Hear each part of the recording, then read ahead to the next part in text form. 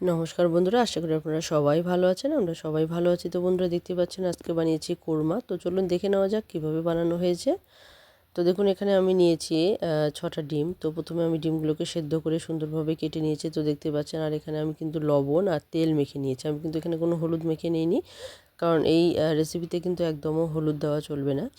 তো দেখুন এখানে আমি নিয়েছি গরম মশলা। তো গরম মশলার মধ্যে এখানে কয়েকটা দেখতেই পাচ্ছেন দারচিনি, এলাচ নিয়েছি, দুটো তেজপাতা নিয়েছি, আর এখানে কাজু আর কিশমিশ নিয়েছি। তো এগুলো কিন্তু আমি ব্যবহার করব। তো কীভাবে ব্যবহার করব অবশ্যই বলবো, স্কিপ না করে সঙ্গে থেকে পুরো ভিডিওটা দেখুন।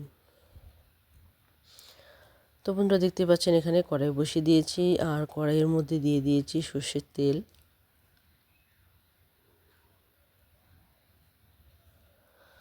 তো এখানে তেলটাও কিন্তু গরম হয়ে এসেছে, আর এখানে একটা পরিমাণ পেঁয়াজ কিন্তু আমি নিয়েছি। একটা পেঁয়াজ কিন্তু পাতলা করে কেটে নিয়েছি, আর এটাকে আমি এখন সুন্দরভাবে ভেজে তুলে নেব। পেঁয়াজের বেরেস্তা তৈরি করব। তো বন্ধুরা দেখতে পাচ্ছেন এটা কিন্তু মিডিয়াম আঁচে ভেজে নিতে হবে, একদম পুরো হিট করে ভাজা যাবে না, যাতে মিডিয়াম আঁচে ভাজলে কিন্তু এটা একটা মুচমুচে তৈরি হবে। তো দেখুন এখানে কিন্তু হয়ে গেছে পেঁয়াজের বেরেস্তা। এখন আমি এটাকে নামিয়ে নেব।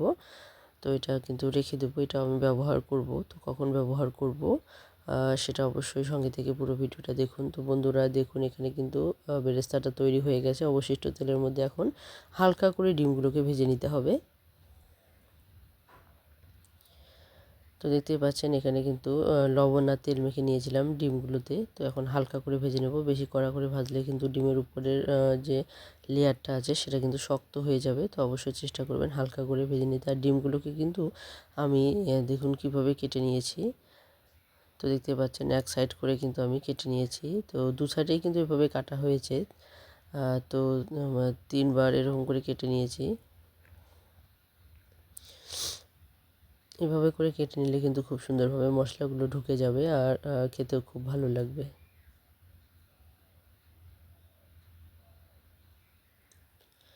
তো দেখতে পাচ্ছেন এখানে কিন্তু উল্টে পাল্টে ভালো করে ভেজে নিচ্ছি। মানে ভালো করে বলতে একদম যেন মানে পুরো সাইডটাই যেন একটু একটু করে ভাজা হয়ে যায়, কিন্তু কখনোই কড়া করে ভাজবেন না, যেন শক্ত হয়ে না যায়। সেভাবেই আলতো করে কিন্তু ভেজে নিতে হবে। তো দেখুন এখানে কিন্তু ডিমগুলো প্রায় আমার ভাজা হয়ে গেছে।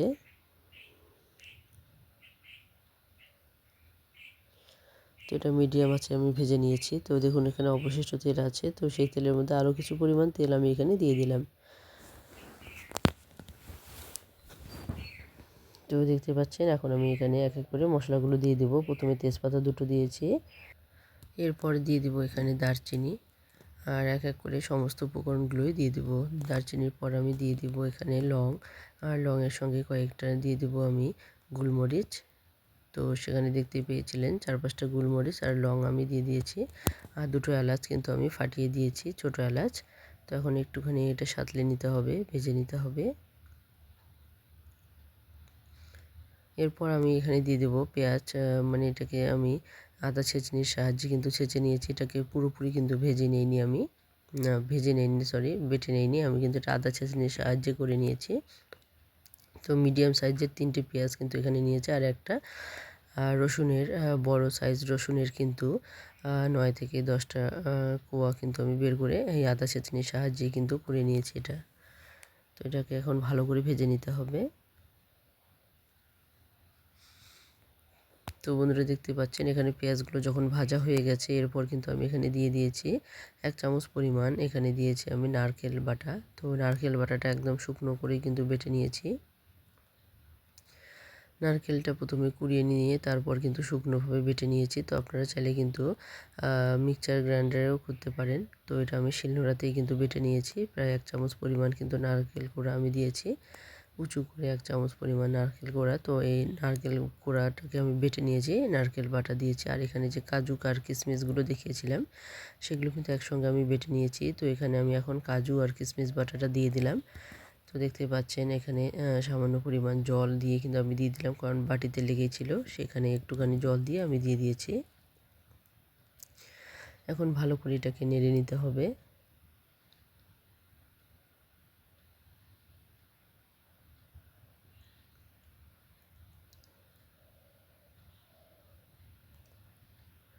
তো তো বন্ধুরা দেখতে পাচ্ছেন এখানে কিন্তু ভালো করে একটুখানি ভেজে নিয়েছি, এতে করে নারকেলের কিন্তু কাঁচা গন্ধটা চলে গেছে।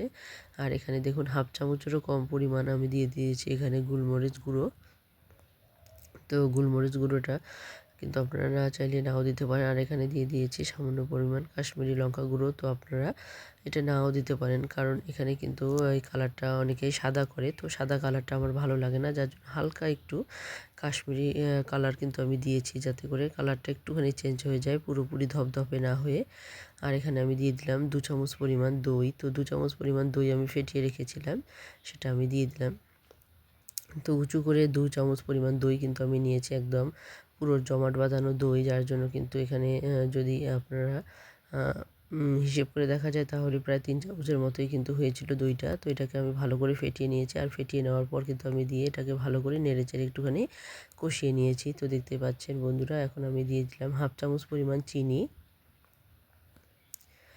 আর এখন স্বাদ মতো দিয়ে দেব লবণ। তো যেহেতু এখানে আমার 6টা ডিম আমি বানিয়েছি, তো সেই 6টা ডিমেরই কিন্তু এতটুকু মশলাতেই কিন্তু হয়ে গিয়েছিল। তো আপনারা যদি বেশি বেশি করে পরিমাণে করেন ডিম, তাহলে কিন্তু আপনারা সেই মাপ মতো কিন্তু একটু বেশি করেই মশলাগুলো দেবেন। তো বন্ধুরা দেখুন এখানে কিন্তু পুরোপুরি কষানো হয়ে গেছে। তো এখন আমি এখানে দিয়ে দেব জল। তো দেখতেই পাচ্ছেন কালারটা কিন্তু একটু চেঞ্জ হয়েছে। তো এখানে কিন্তু আমি সর্ষের তেল দিয়ে করেছি, যার জন্য কালারটা এরকম এসেছে। তো আপনারা চাইলে কিন্তু সাদা তেল দিয়েও বানিয়ে নিতে পারেন, বা ঘিও কিন্তু বানিয়ে নিতে পারেন। তো বন্ধুরা দেখুন এখানে আমি এখন 1 বাটি পরিমাণ দিয়ে দিয়েছি গরম জল। আর গরম জল দেওয়াতে কিন্তু এটা দ্রুত কিন্তু টকবক করে ফুটতে শুরু করে দিয়েছে, সেটা দেখতেই পাচ্ছেন আপনারা। দেওয়া মাত্রই কিন্তু গরম হয়ে গেছে জলটা। তো এখন আমি ভেজে রাখা ডিমগুলো এক এক করে দিয়ে দেবো। তো দেখতেই পাচ্ছেন, তো ডিমগুলো কিন্তু কখনোই বেশি কড়া করে ভাজবেন না, এরকম কিন্তু উল্টে পাল্টে একটু মানে মিডিয়াম আঁচে ভেজে নিতে হবে। তো দেখুন এখানে কিন্তু 6টা ডিমই আমি দিয়ে দিচ্ছি। তো 6টা ডিমের জন্য এইটুকু মশলা কিন্তু যথেষ্ট। এরপর যদি আপনারা বাড়তি করে বানাতে চান, মানে 6টার পরিবর্তে বেশি করে বানিয়ে নেন, তাহলে কিন্তু সেই আন্দাজ মতো মশলাগুলো একটু বাড়িয়ে নেবেন। তো বন্ধুরা দেখুন এখানে যে পেঁয়াজের বেরেস্তাটা আমি তৈরি করে রেখেছিলাম, সেটা এখন আমি দিয়ে দিচ্ছি। তো কিছুটা আমি এমনি ছড়িয়ে দিয়েছি, আর কিছুটা আমি ভেঙে দিয়েছি। এতে করে কিন্তু একটা দারুণ ঘ্রাণ কিন্তু চলে আসবে। তো দেখুন বেরেস্তাগুলো দেওয়ার পর কিন্তু আমি কিছুক্ষণের জন্য এটাকে ঢেকে রেখে দেবো, প্রায় 2 মিনিটের মতো। এতে করে কিন্তু জলটাও শুকিয়ে আসবে, আর মশলাগুলো কিন্তু ভালো করে বেশ সেদ্ধ হয়ে যাবে। কারণ এখানে যে মশলাগুলো আছে, এখানে নারকেলও আছে, তো নারকেলটাও কিন্তু একটু পুরোপুরি ভালো করে কষিয়ে মানে ভেজে নেওয়ার পর এটাকে আরও একটুখানি মানে সেদ্ধ করার জন্য আমি কিন্তু এটা ঢেকে দিয়েছিলাম। তো বেরেস্তাগুলো দেওয়ার পর কিন্তু ঢেকে দিয়েছিলাম, সেটা দেখানো হয়নি। আর এখানে দেখুন জমাট বাঁধানো পুরো 1 চামচ পরিমাণ ঘি কিন্তু আমি এখন দিয়ে দিলাম। আর ঘি দেওয়ার পর একটুখানি নেড়েচেড়ে কিন্তু আমি এটা নামিয়ে নেব। আর গরম ভাতে গরম গরম এরকম কোরমা, ডিমের কোরমা যদি থাকে, তাহলে কিন্তু অসাধারণ লাগে খেতে। তো এটা খেতে কিন্তু দারুণ হয়েছিল, দুর্দান্ত হয়েছিল এই রেসিপিটি খেতে। তো সবাই কিন্তু খেয়ে ভীষণ প্রশংসা করেছিল। তো আপনারা যদি চান, তাহলে কিন্তু আপনারাও এই রেসিপিটি ফলো করে আপনারা বানিয়ে নিতে পারবেন ডিমের কোরমা। তো বন্ধুরা দেখুন এখন কিন্তু হয়ে গেছে পুরোপুরি। তো এখন আমি এটাকে নামিয়ে নেব। তো দেখুন একটুখানি ঢেলা টাইপের গ্রেভিটা মনে হলেও কিন্তু এটা যেহেতু নারকেল দেওয়া আছে, এটা কিন্তু নামিয়ে নেওয়ার পর কিন্তু জমাট বেঁধে যাবে। তো বন্ধুরা এরকমই অবশ্যই নামানোর চেষ্টা করবেন, যাতে করে একটু গ্রেভি কিন্তু থেকে যাবে। তো বন্ধুরা দেখুন এটা কিন্তু পুরোপুরি হয়ে গেছে, এখন নামানোর জন্য রেডি। তো আমার এই রেসিপিটা আপনাদের কেমন লেগেছে অবশ্যই কমেন্টে জানাতে ভুলবেন না। তো বন্ধুরা দেখুন এখানে কিন্তু নামিয়ে নিয়েছি, আর নামিয়ে নেওয়ার পর কালারটা দেখুন পুরোটাই এইরকম লোভনীয় হয়েছে দেখতে। এটা কিন্তু খেতে সত্যি ভীষণ মানে সুস্বাদু হয়েছিল। তো অবশ্যই বলবো, আমার এই রেসিপিটি যদি আপনাদের ভালো লেগে থাকে, তাহলে অবশ্যই কিন্তু একটি লাইক আর একটি কমেন্ট করতে ভুলবেন না। আর যারা নতুন দেখছেন, তারা অবশ্যই সাবস্ক্রাইব করে বেল আইকনটিকে ক্লিক করে রাখবেন, তাহলে যে কোনো রেসিপি মানে নতুন রেসিপি আসা মাত্র আপনাদের কাছে পৌঁছে যাবে। আর যারা পুরনো বন্ধু এবং নতুন বন্ধুরা শুরু থেকে শেষ অবধি সঙ্গে আছেন, সবাইকে অসংখ্য অসংখ্য ধন্যবাদ, এবং সবার প্রতি রইল অনেক অনেক ভালোবাসা। তো বন্ধুরা এভাবেই সবসময় পাশে থাকবেন, সহযোগিতা করবেন, আর আমিও সবসময় চেষ্টা করব আপনাদের পাশে থাকতে। হয়তো বা একটু পৌঁছানো দেরিও হতে পারে, কিন্তু অবশ্যই আমি আপনাদের কাছে পৌঁছে যাব। তো বন্ধুরা আজকে এখানে শেষ করে দিচ্ছি, আবারও চলে আসবো নতুন কোনো রেসিপি নিয়ে। ততক্ষণে সবাই ভালো থাকবেন, সুস্থ থাকবেন।